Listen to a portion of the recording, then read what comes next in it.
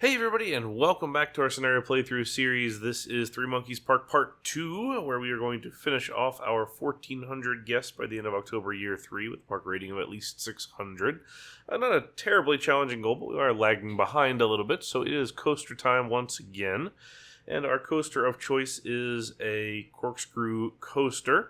And specifically, I'm thinking about an Arrow custom looping coaster. We've got this kind of rectangular plot to work with here. Not a fairly large plot, but enough that we can fit something in there. Not one of the big mega loopers, but the one that I'm looking at specifically for inspiration is Ninja at Six Flags St. Louis. That has sort of a double out and back type look with a loop, a sidewinder, and a double corkscrew, and a final helix as well. So you can kind of see here I'm actually building backwards. I looked at originally putting the second corkscrew over top of the guest path, but didn't quite line up with the way that the orange dueling coaster was sitting in there. So what I wanted to do was move it over just a little bit, but we will bring back a pathway through there at some point because it feels like corkscrews are just very worth putting a path through the middle of. So you can see our basic layout here, which actually worked out fairly easily once we built backwards to get to it. Now the challenge is trying to finish it. So in St. Louis, the ride has a crossover and then a helix, a little tight helix at the end, and goes into a brake run that leads to the station. The station and brake run and things are kind of away from the main coaster, but we do have our queue for the drop tower over there and kind of some unsuitable landscape on that side too, where it starts to kick up for that hill. So we're looking at a couple of different options right here just to see what we can do, because the corkscrew trains are fairly large to begin with, so we want to make sure we've got enough brake run there. So I looked at a couple of different options here, and in the end kind of went with something sort of kind of like this, where we've got a bit of a hybrid diagonal and straight section of brake run. Now, we don't necessarily have to stop the entire train on one straight section, as long as we have enough space to kind of fit the train. So, my thought here is that I could move the queue and fit this whole thing in just like that. And tried a couple of different variations for this, just to see kind of what would fit just right. And then in the end, I thought, maybe we could bring this up a little bit, so that we don't have to drop it down again. And we could either square it off, which leaves sort of this big no man's land gap in the middle, or we can go diagonal like we're doing here and kind of make it fit that way. The station also ended up getting a little bit longer when we shortened up the lift hill, so that would let us do something kind of right behind the station, so we can have that second train sitting on the curve behind the station, which is totally valid. We do have the mid-course brake run in there, which is what the real one has in St. Louis. Not that it's going to let us run 3 trains, but it does clear the block a little bit sooner, so we can get that next coaster off of the lift hill and our coaster train and let us get the thing cycling. Because it's a fairly short lift hill, that brake run actually works fairly okay. So you can actually see it right here where, well, no you can't because I turned. So what I wanted to do here was connect our path and our queue just to get the thing open and get it situated. I didn't want to spend too much time on it because we are halfway through year 3 and we only have 1,075 guests, so we do need to get a move on, and we will end up employing some of our advertisements to get there in the end. Mostly just because I take the time on a lot of these rides and coasters and things like that, and I build fairly slowly. So in general, that doesn't do well with your soft guest gap and things like that when we're not spending time just kind of spamming rides down, which is actually why you won't really ever see me use pay on entry unless it is required. Just because of the nature of pay on entry, you have to really get in there and build a lot of things fairly quickly and consistently, so you have to continue to keep building to get that steady stream of guests through your park. So I don't really do that, so it becomes a little bit more of a challenge for us when we're doing a park of this nature. So in this case, the advertisements will help us get over the hump there at the end. But in the meantime, we're going to drop a top spin down, which seems like the right thing to do, and we're also going to put a queue through the corkscrews here. One of the things that I often like to do if I can fit it is put the queue for the corkscrew coaster through the corkscrew. because that way you kind of have this great interaction. It makes a cool entry feature. Like if you have the queue connect up to the plaza that's right there in front of the corkscrew, then it's a neat entry feature. But it's a little bit far away for us on this one, and it just doesn't really fit in this instance. So unfortunately, we can't do that here.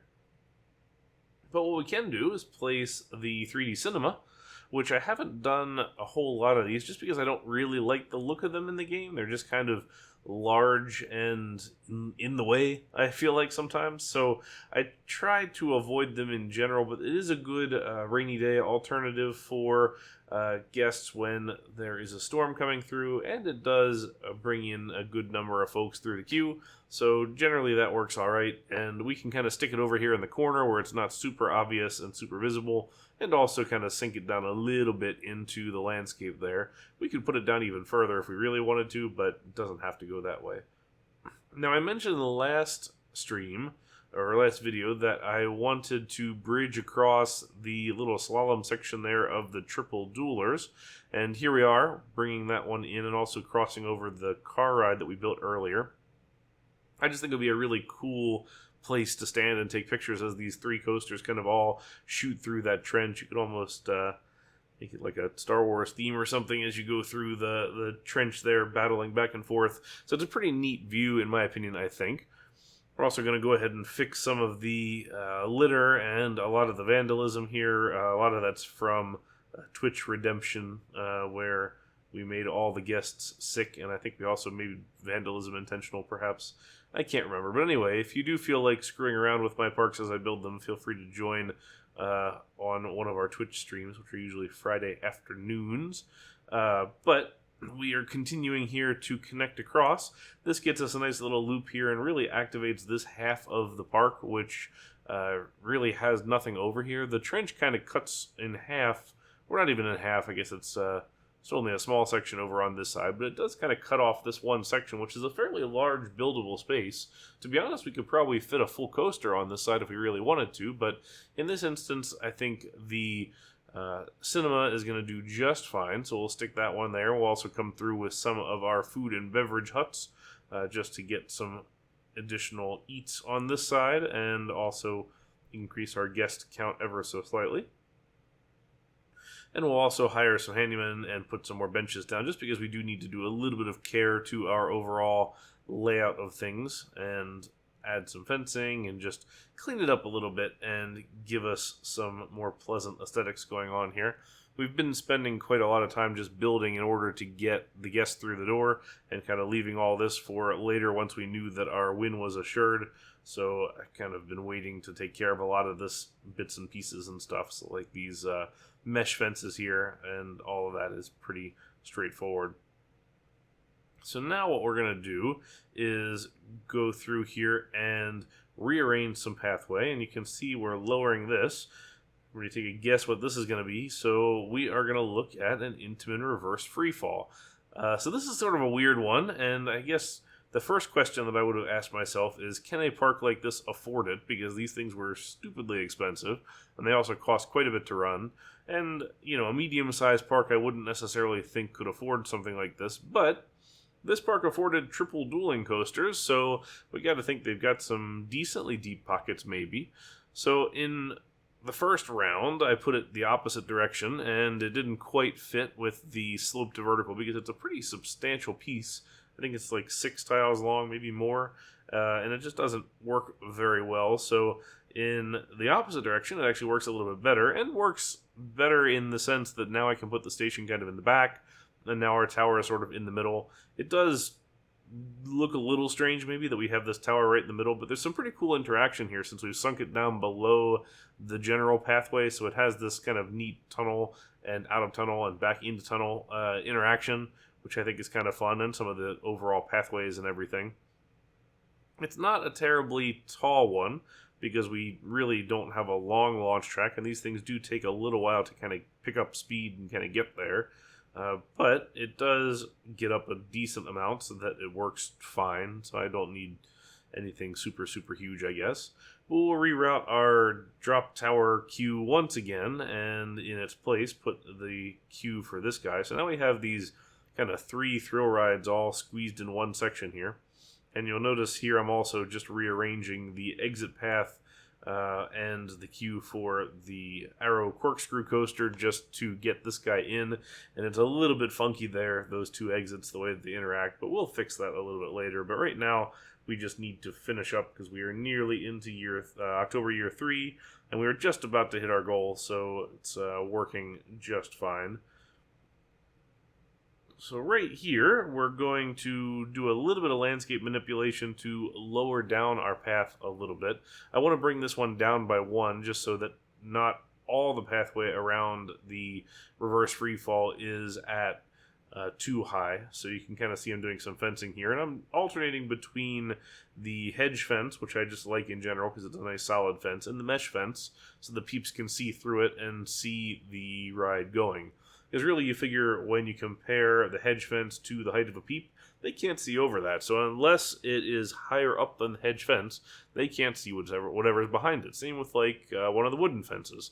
So in general, I try to, if I can, keep things that I want the guest to see behind see-through fences, like mesh fence or the post and rope fence or one of those similar type deals, even the spooky fence, really. So we try and at least keep the bit of interaction going there. So even if that really makes zero difference from a gameplay standpoint, you at least have something to consider when you're building it. So now we're coming back because we've hit our goal here, and actually we've kind of smashed through it in a short amount of time with over 1,500 guests. We are going back and fixing up all of the things that we kind of speed built earlier, and one of those is our Haunted Rapids ride. Not really sure what makes it haunted so much as it goes through a cemetery with some dead trees, but in general, I think that works just fine. We get sort of blood red rafts as well, which is kind of fun. So I think it's at least a little bit of a different take there. It is a little strange how much it sits up above the pathway, so in some cases it does kind of dominate the area a little bit, and I have to imagine some of those guests that are walking in underneath of the rapids on the way in, going through that little tunnel, or maybe getting splashed by some of the overspray for the boats perhaps, but I guess that's part of the interactivity, maybe, perhaps, I don't know. But anyway, we won, so that's exciting, and with a win, we are going to build a plaza, because that's what you do. So here's our plaza with the red tile, which I felt seemed, I don't know, spooky enough, and we'll carry through our black pathway as well, just to give this area a little bit of variety. It's a little strange that it's sort of the only themed area, but we will come back and theme another ride here in a little bit. But that said, it is kind of nice to have a bit of a themed space here. I think when we get into some of the more larger parks that take a little bit of time, we can consider more themed areas, and maybe whenever we get to doing Mega Park, we'll consider that with a bit of themed spaces within our whole park as well. But for this instance, we have our little haunted section, and then the rest of the whole park is, I guess, fairly cheery and pleasant. Anyway, I wanted to rework this path here up at the front to bring our pathway into this plaza right in the middle of the thing, so I wanted it to be more or less symmetrical here, which also lets me put in some flowers and put in some bushes in a way that also looks symmetrical and works fairly well. Let's just put in a little bit of fencing too. You can often get into a situation where it is very, very easy to just fence every single pathway. And that's just not super realistic. You don't go to a park and see every single pathway with a fence on it. It's generally understood that as a guest, you're supposed to stay on the pathway. And in some areas, it's important to have the fencing, like ride-restricted areas or just places you don't want the guest to go. But in general, it's not required that you have it the whole way. And even though it does look good sometimes on in the game here, you don't have to do it everywhere. So it's something I constantly fight against because I do love my fencing, and it's very easy to stick it in there. But in this instance, we want to try and avoid it if we can.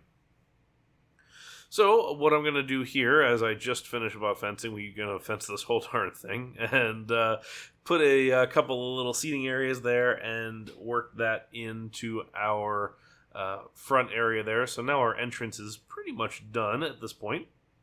And now we can come back here and kind of revisit what we were doing over here by the reverse freefall. I'm going to put in some additional landscaping here, and then go back and turn our attention to this plaza, where I wanted to bring things down just a little bit, and actually bring all of this down so we can give our Schwarzkopf coaster some supports.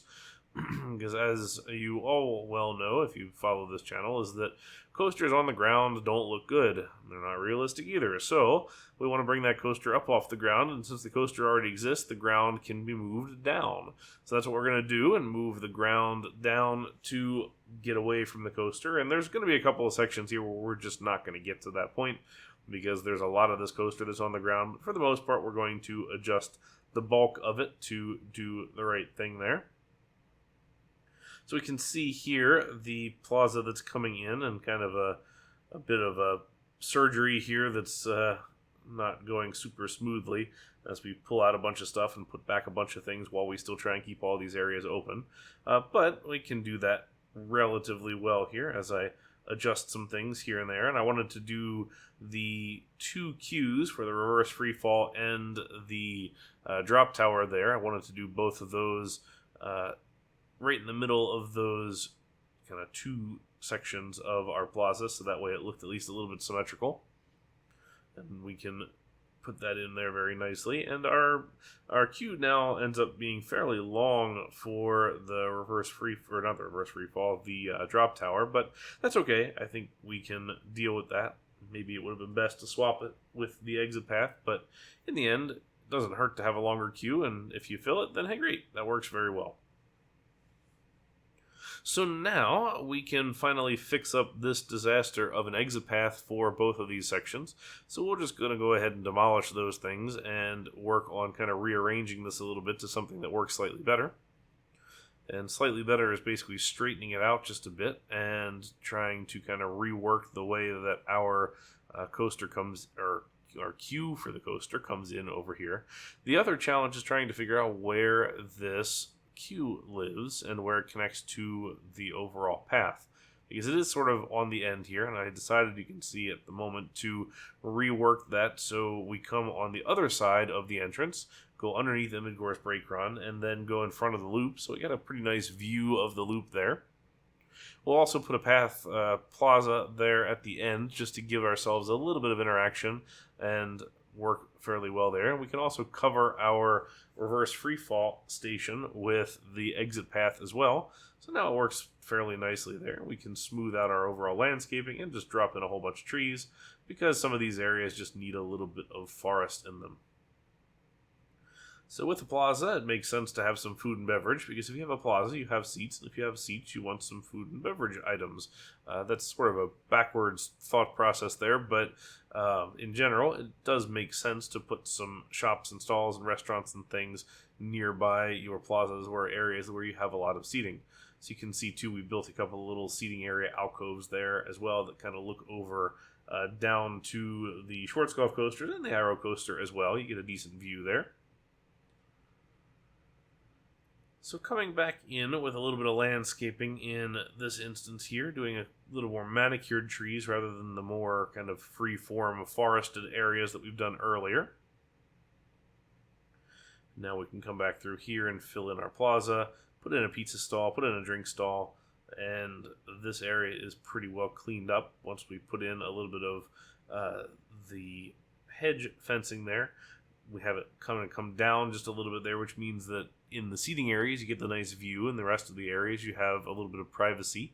And you can see this large section here, which is one of the areas where the orange dueling coaster was the most on the ground, so I wanted to go through here and lower some of these sections especially, and also go through and make it the sand texture, because I feel like that kind of fit very nicely in there.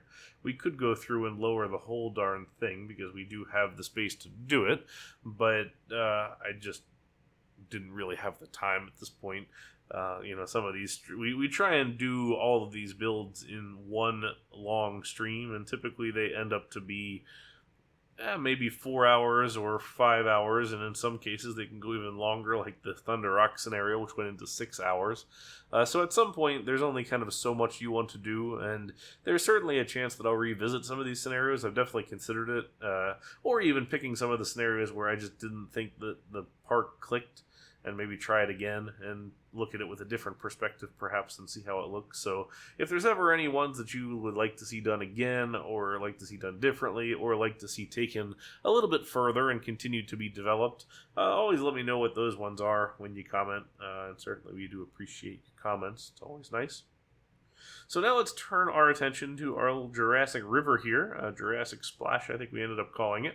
And it is the first use of our dinosaur scenery, and I wanted to say the jungle scenery, but I guess I'm not really using that. I'm just using the dinosaur scenery with the kind of rough wood fences, the kind of wood picket type fencing, which I think actually looks really good. I've always been a big fan of that kind of fencing, but we're going to add that in there to give that log flume a little bit of flavor, and it feels like that seems like a decent kind of ride to do it with. And then I'm going to jump back here briefly and add in some fencing and redo the landscaping here around our Freefall, which I think is kind of the neatest or most interesting section of that ride, where it comes out of the tunnel, goes through the section there screaming by the guest path, and then raises up again where the guest path can cross over top of it. So we've got our little queue and exit path for the wooden coaster here that up until just now was sort of on its own and just a single attraction there, but now we're going to do the spiral slide just because it seems like it fits back here and kind of works fairly well in the space, and it gives us another attraction here to make guests feel a little more like it was worth it making the trek through and around the wooden coaster to get back to this spot. I would have loved to have connected this pathway around somewhere else to kind of work it back to the space and make a little bit of a loop, but in the end it didn't really work out, so we'll just clean it up a little bit, put some trees, put some bushes, some fencing, and just kind of make it look fairly nice. So now we'll jump back over here to the Flume, where I want to give a little bit of heavier landscaping here at the end. You can kind of see what we're doing here with a number of different types of trees, because the tree variety really does help in general, and this is sort of a speed build for foliage, where there's definitely ways to do this a little bit nicer in general, but if you want to do it quick, pick like 4 types of trees, spam the heck out of them, and try and make sure there's a fair amount and they're not too clumped together. Paint underneath of it with dirt and grass, because that texture just helps a little bit, and you're not going to have a bunch of forest growing on a relatively manicured grassy area perhaps, so think about it that way. And then go ahead and put some bushes around the front edge of everything, and then it gives the idea that the bushes kind of continue through the forest as a whole, but if you go around the front there, it just looks a little bit better, and it also sort of softens that transition between the landscape and the forest, where you have a little bit of a section of kind of lower, smaller bushes. So you can see here we're just filling in a lot of spaces, because that's really what needs to happen here, just to clean up and give some interest to some of these areas. It's also kind of nice to create some views, because maybe we want to hide the station and the station fly-through from the general path, but we don't want to hide the first drop and the climb over top. So there's a little bit of mystery there, where as a guest on the main path, you can see the wooden coaster have this nice big drop around the drop tower there, go up and over the lift hill, and then it goes off into the wilderness. So where does it go? Well, you got to ride it and find out. So that's part of our strategy here to think about as we go through with all of these different sections. So some of our final bits and pieces here as we clean up, we want to go ahead and put in more fencing here for this. Certainly don't want our guests on the giant LSM track. Maybe somewhere in here we should have thrown the electrical substation to be required to run this thing, because it's a power hog. But regardless, it is pretty well done there, and we are wrapping up with some different trees and things of that nature. So we won fairly handily here, and it didn't take too much in the way of advertising, but let's jump over to the real-time portion and have a look at the full park, and then we'll do some before and after. And here we have our completed Three Monkeys Park. We are actually below the goal a little bit right now, just because we get ourselves artificially boosted by the advertisements, but nonetheless, we still won our scenario with 1,400 guests at the end of October Year 3. Now we're nearly at the end of October Year 4, and let's take a look at where we ended up. So if we come into the park to start here, we can see the relocated path here that cut off this section of the Speak No Evil coaster here with the lake, which just otherwise kind of would have flowed into this little valley, which is something I didn't necessarily like from the beginning. As we come in through the coaster mess on this side, we have our carousel and our swinging ship, and also the junior coaster right here that has a nice little terrain following section here, followed by the section over top of the water. We can go ahead and just follow it here real quick. So you can see medium, high, medium, which is not too bad. I think generating the high intensity there is probably our little diving turn right here. That's taken fairly quickly. Also this climbing turn right here.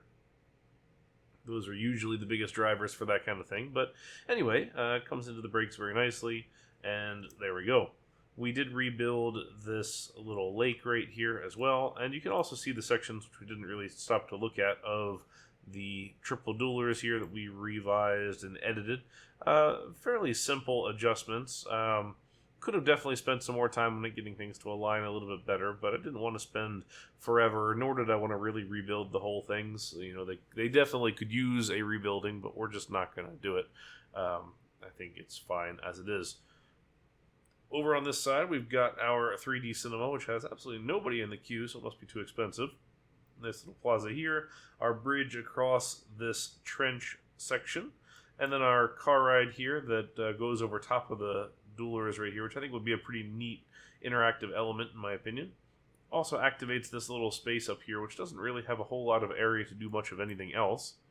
But as we head up this way, we get our observation tower on this side, and then on this side, we have our kind of one, maybe two themed areas where we go underneath of our rapids ride here. So this is our haunted rapids. I'm not sure what makes it haunted, like I said earlier, but it goes through the cemetery here and kind of adds a little bit of interest, I suppose, and also does some kind of nice legwork here working around this haunted mansion. Could have maybe made it a little longer, perhaps, or done something slightly more interesting with it, but I think it still turned out fairly well.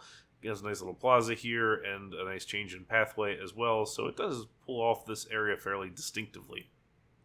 As we cross over our bridge onto this side, we get to our top spin and then also our corkscrew coaster here, where we went for the Aero Custom Looping Coaster of Ninja at Six Flags St. Louis. It's high, high, medium for the stats, and we can go ahead and watch this one as well. So it comes off of our lift hill here into a fairly tight corner here to start. It's banked. It's a little bit slow because it's just getting off of the lift hill. Then we've got our loop, the sidewinder, the mid-course brakes, which help clear out the lift hill so we can get the next train on it very quickly here, into a double corkscrew and a final helix that ends into our sort of compound turn brake run here. Worked out fairly well. And then over on this side, we've got our little plaza here that has all three of these big thrill attractions on them. We've got our Aero Coaster, our drop tower here, and then also our reverse Freefall from Intamin. This is high, high, high down the boards, which is fair. You can kind of follow it along here. It's not super tall. It's a fairly medium-sized one, I guess, but it also doesn't need to be huge. I think the ones that are just really, really gigantic can tend to look a little bit out of place, perhaps. Wrapping our drop tower here is our wooden coaster, our GCI, so we can go ahead and pick this guy up. This one is a high, very high medium, and if you remember from the stream, the first stream, we had a intensity rating of extreme here initially because we had a smaller diving corner right here at the end, but in the end we were able to adjust that and bring it down just to the threshold that we were looking for. I don't really care to bring it even lower. Certainly it would be nice from a guest sickness standpoint, but in general I think it works just fine. We do take advantage of the terrain here by building the second half a little bit lower than the first half so we can keep the speed up. We've got our station fly through, even though there's no station for it to fly through, but we still have the idea there, I suppose. And then our final climb here up and into that diagonal brake run, which works fairly well. Also our little slide right there as well to give us something for this area here, so it's not just the wooden coaster. Got our scrambler right here, have our drop tower, our freefall launch tower right here, just a single one this time. We kept all of this stuff in place, all of these original gardens and everything, including even this little water thing, which makes 0 sense because it would just kind of roll right over top of this into the pit here. You could almost envision this maybe as like a waterfall or something, so you go cruising by the waterfall, but I don't know. I'm not sure what it's meant to be. Our little seating area here that I think turned out fairly well. And then finally our log flume over on this side that has our Jurassic theme to it. A couple of these dinosaurs and a fairly dense landscape. So we get a high rating on this one, which is pretty good, I think. It works fairly well. And I think it looks good in the end. We've got our first drop here, our tunnel, one big lift hill, really big drop here, and then a second lift hill to get us back to the station. So all in all, not a bad park, I don't think. It's not super crowded, which is one of the goals that I had, and it still accomplishes the kind of overall look and feel, and we didn't really do too much to those triple duelers. They kind of exist as is, and that's fine. I think they can be as iconic as they were when this game came out. So that's it for this one. Next up is going to be Canary Mines. As always, if you'd like to catch these live, you can join us at twitch.tv/Amusement Academy, which is most Fridays in the afternoon-ish for most of the US and Europe, I guess. And then I will be continuing to post more videos here. Join our Discord as well. I'll post the link down below, so that's where all of the go live notifications happen, and just other fun theme park and just community discussions and chats and things like that. Anyway, that is it for today. Let's take a look at some before and afters, and we will catch you in the next one. So until next time, thank you all very much for watching, and we'll catch you later.